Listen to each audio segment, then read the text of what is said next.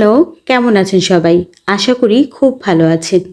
আজকে আমরা নতুন একটি স্বপ্ন নিয়ে কথা বলতে চলেছি। আর সেই স্বপ্নটির নাম হচ্ছে ১৯তম শিক্ষক নিবন্ধন। আর সেই স্বপ্নটিকে বাস্তব করতে আমাদের পড়াশোনা করার কোনো বিকল্প নেই। এবার ১৮,৬০৭ শিক্ষা প্রতিষ্ঠানে এনটিআরসিএ কর্তৃক প্রাপ্ত শূন্যপদের সংখ্যা ৭৭,২২৭টি। তাহলে বুঝতেই পারছেন খুব হিউজ একটা পরিমাণ, যেটা সাধারণত অন্যান্য চাকরির ক্ষেত্রে আমরা দেখতে পাই না। আর এই চাকরির যে পরীক্ষাটি হবে সেটি হবে ২ ঘন্টায়, যেটাতে শুধুমাত্র এমসিকিউ পরীক্ষা হবে। আগে কি হতো? আগে হতো এমসিকিউ মানে প্রিলি প্লাস রিটেন, তারপর ভাইবা। আর এখন শুধুমাত্র আপনি প্রিলি দেওয়ার পরেই উত্তীর্ণ হলে সরাসরি ভাইবাতে চলে যাবেন। আপনার এই যে প্রিলি পরীক্ষাটি হবে সেখানে থাকবে ২০০ নম্বর, সেখানে এমসিকিউ পরীক্ষা হবে এবং এমসিকিউ পরীক্ষাটি হবে সাবজেক্টিভ ১০০ নম্বর এবং জেনারেল ১০০ নম্বরের উপর। মানে হলো আপনি বাংলা, ইংরেজি, গণিত, তারপর সাধারণ জ্ঞান, এই ৪টির মধ্যে জেনারেল পরীক্ষাটি হবে ৪টি নিয়ে। আর সাবজেক্টিভ বলতে আপনি যে বিষয়ে অনার্স করেছেন সেই বিষয়ের কথা বলা হচ্ছে। ঠিক আছে? তো আরেকটি ব্যাপার হচ্ছে এখানে আলাদা আলাদা পাশ করার কোনোই প্রয়োজন নেই। প্রতিটি উত্তরের নেগেটিভ মার্কিং থাকবে, সেটা হচ্ছে 0.25। এর মানে আপনি যদি ৪টি প্রশ্ন ভুল উত্তর করেন তাহলে আপনার ১ কাটা যাবে। আর এখানে ৪০% বা মোট ৮০ নাম্বার পেলেই আপনি প্রিলি পাস করবেন। প্রিলি পাস করলেই সরাসরি ২০ নাম্বারের ভাইবা এবং ভাইবায় ভালো করলেই সরাসরি চাকরিতে চূড়ান্ত সুপারিশ ও যোগদান। ঠিক আছে? অর্থাৎ এবার নিবন্ধন পরীক্ষায় মাত্র ২২০ নাম্বারের অর্থাৎ প্রিলি প্লাস ভাইবা পাস করলেই চাকরি নিশ্চিত। এবার তবে দেখা যাক যে আমরা কে কোন সাবজেক্টে এবার করব, পরীক্ষা দিব। ঠিক আছে? আপনারা কে কোন সাবজেক্ট থেকে এবার নিবন্ধনে জয়েন মানে পরীক্ষা দিতে যাচ্ছেন আপনারা আমাকে কমেন্ট করে জানাবেন। ঠিক আছে? আরেকটি বিষয় হচ্ছে যে এটাতে একটা সিলেবাস আছে। প্রিলির একটা সিলেবাস গত আমরা পরীক্ষাগুলোতেও দেখেছি এবং সেই সিলেবাসটা এখন পর্যন্ত যতটুকু জানা যাচ্ছে যে পরিবর্তিত হচ্ছে না। তো প্রিলির সিলেবাসটা যদি কমপ্লিট না হয় সেটি সত্যিই আমাদের জন্য একটা মানে সুযোগ বা খুশির খবর বলতেই পারেন। তো আমরা দেখে নিই যে কোথা থেকে কত নাম্বার আসবে এবং সেখানে কি কি থাকবে। প্রথমেই বাংলা নিয়ে আলোচনা করছি। বাংলা থেকে মোট ২৫ নাম্বারের প্রশ্ন আসবে। ঠিক আছে? ব্যাকরণ অংশ তো অবশ্যই পড়বেন।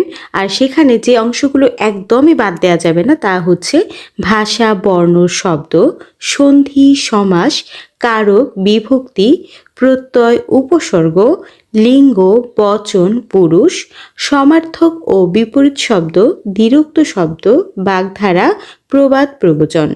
তারপরে হচ্ছে শুদ্ধিকরণ, যেটা খুব খুব খুব গুরুত্বপূর্ণ। ঠিক আছে? শুদ্ধিকরণের মধ্যে কি কি আসবে? সেটা হচ্ছে বানান শুদ্ধিকরণ, বাক্য শুদ্ধিকরণ, এমনকি বিরাম চিহ্নের শুদ্ধ ব্যবহার নিয়েও প্রশ্ন আসবে। এরপরে সাহিত্য অংশ থেকেও বাংলায় প্রশ্ন আসবে। সেখানে আপনাকে চর্যাপদ, শ্রীকৃষ্ণ কীর্তন, রবীন্দ্রনাথ ঠাকুর, কাজী নজরুল ইসলাম, মাইকেল মধুসূদন দত্ত, জসীমউদ্দিন কায়কোবাদ এবং কিছু গুরুত্বপূর্ণ সাহিত্যকর্ম নিয়ে এবং তাদের পরিচিতি নিয়ে আমাদেরকে অবশ্যই ডিটেলস পড়তে হবে। আর আমি অবশ্যই প্রতিটি টপিকের ওপর ডিটেলস ক্লাস নেব। ঠিক আছে? আমি একদম চেষ্টা করব গুরুত্বপূর্ণ যে ব্যাপারগুলো যেগুলো না পড়লেই নয় সেখান থেকে আপনাদেরকে শর্ট সিলেবাসে সাবজেক্টটা কমপ্লিট করে দিতে। তো চলুন এরপরে আমরা ইংরেজিটা দেখে নিই। ইংরেজি অংশ থেকেও ২৫ নাম্বারের প্রশ্ন আসবে। সেখানে গ্রামার পার্ট থেকে আসবে parts of speech, tense, right form of verb, subjective verb agreement, voice change, narration, degree change, তারপর হচ্ছে কন্ডিশনাল সেন্টেন্স। আর অবশ্যই ভোকাবুলারি পার্ট তো কোনোভাবেই বাদ যাবে না। সেখানে synonym, antonym, idioms and phrases, তারপর one word substitution, appropriate preposition, spelling, এগুলা অবশ্যই অবশ্যই অবশ্যই পড়তে হবে। এগুলোর বাইরেও কিছু কিছু জিনিস পড়তে হবে যেগুলো আমি নেক্সট ক্লাসগুলোতে বলে দেব। তারপর sentence correction, translation, fill in the blanks, এগুলা পড়তেই হবে।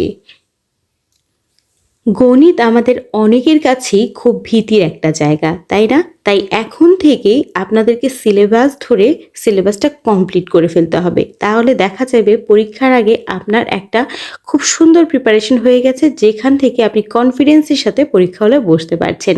আর কনফিডেন্স কিন্তু আপনাকে অনেক অনেক অনেক গুণ এগিয়ে রাখবে। তাহলে চলুন আমরা সিলেবাসটা দেখে নিই। সাধারণ গণিত থেকেও 25 নাম্বারের প্রশ্ন আসবে। সেখানে পাটিগণিত মানে লসাগু, গসাগু, শতকরা, লাভ, ক্ষতি, সুদ। সুদের অঙ্কের মধ্যে সিম্পল প্লাস কম্পাউন্ড দুইটাই পড়তে হবে। তারপর হচ্ছে অনুপাত, সমানুপাত, গড়, সময় ও কাজ, সময় ও দূরত্ব, নল চৌবাচ্চা, এগুলা অবশ্যই পড়তে হবে। তার বাইরে কিছু কিছু জিনিস আমি তার পরে বলে দেব।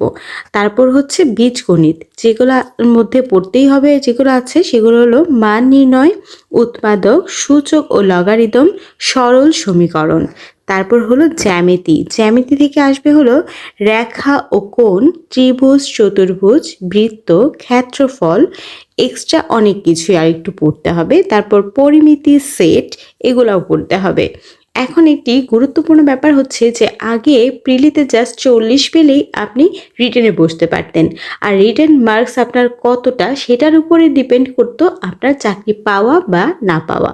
কিন্তু এখন যেহেতু আমাদের এই প্রিলির মার্কসটাই নির্ভর করবে আমাদের চাকরি পাওয়া না পাওয়া, তাই প্রিলিতে যে জেনারেল সাবজেক্টগুলো আছে সেগুলোতেও খুব ভালো একটা মার্কস ক্যারি করতে হবে।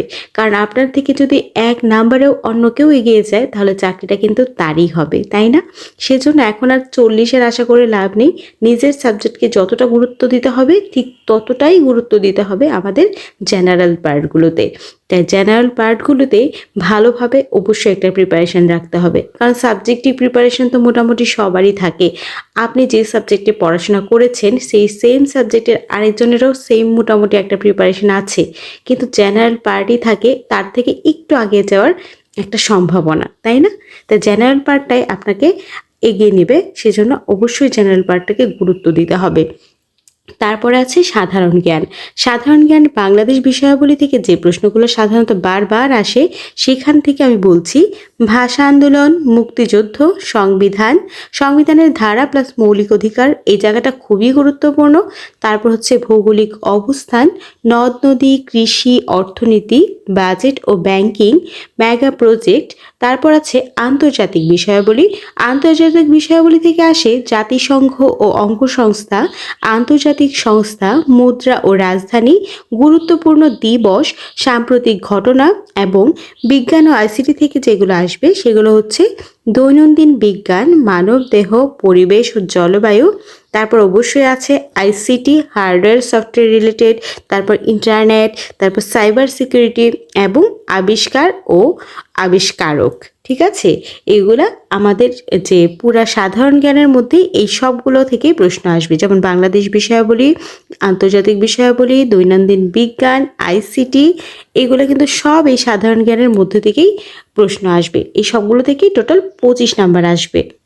আর এই যে আপনারা যেগুলো এতক্ষণ বললাম এগুলোর পরেও যেগুলো পড়া খুবই গুরুত্বপূর্ণ সেগুলো হচ্ছে প্রথম থেকে 18তম নিবন্ধন পর্যন্ত সবগুলো প্রশ্নকে বার রিভাইজ করা।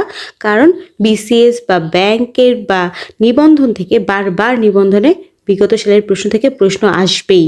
তাই 10ম থেকে 49 বা 50তম বিসিএস এর প্রশ্ন সলভ, এবং আপনাদের রিসেন্ট যে ব্যাংক জবের প্রশ্ন আছে সেগুলো প্লাস নিবন্ধনের যে প্রশ্নগুলো সেগুলো পড়তেই হবে, নোট করে রাখতে হবে। আপনি যেগুলো ভুলে যাচ্ছেন সেগুলো যেন খুব সহজে আপনি আপনার ভুলে যাওয়া কঠিন বিষয়গুলো একটু রিভাইজ করতে পারেন। তারপর প্রতি সপ্তাহে নিজেকে একটা মডেল টেস্টের সাথে যুক্ত করতে পারেন বা শর্ট নোট বা রিভিশন দিতে পারেন। আর শেষ কথা হলো বিগত সালের প্রশ্ন, শর্ট টপিক আর নিয়মিত প্র্যাকটিস, এগুলোই আপনাকে অবশ্যই এগিয়ে রাখবে। আমি চাই আপনার এই যে 19তম নিবন্ধনের যে জার্নিটা এটা একটু হলেও সহজ হোক।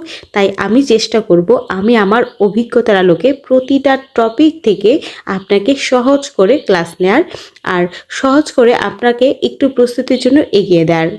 আমি যদি সহজে এগুলো গুছিয়ে দিই আর আপনি যদি ভিডিওগুলো জাস্ট একটু অন করে শুনেও ফেলেন অনেকটাই এগিয়ে যাবেন, সেটা তো বলাই বাহুল্য। তাহলে দয়া করে আমার চ্যানেলটাকে সাবস্ক্রাইব করে রাখবেন, লাইক শেয়ার করে রাখবেন, যেন পরবর্তীতে আমি যে টপিক ভিত্তিক ক্লাসগুলো নিয়ে আসবো সেগুলো সবার আগে আপনার কাছে পৌঁছে যায়। তাহলে আপনি বই পড়ার পাশাপাশি জাস্ট ফোন বা কম্পিউটারে আপনি যদি একটু অন করে বসে বসে শুনে ফেলেন, তাহলে ওই টপিকের ওই বিষয়গুলো আপনাকে আর কষ্ট করে পড়তে হচ্ছে না, বা অনেক ইম্পর্টেন্ট টপিক নিয়েই আলোচনা করব, যেটা আপনার জন্য খুব খুব খুব কাজে লাগবে, এতটুকু আমি বলতেই পারি নিশ্চিত হয়ে।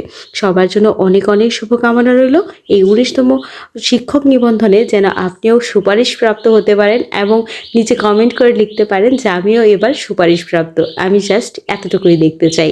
সবার জন্য অনেক অনেক অনেক শুভকামনা রইল।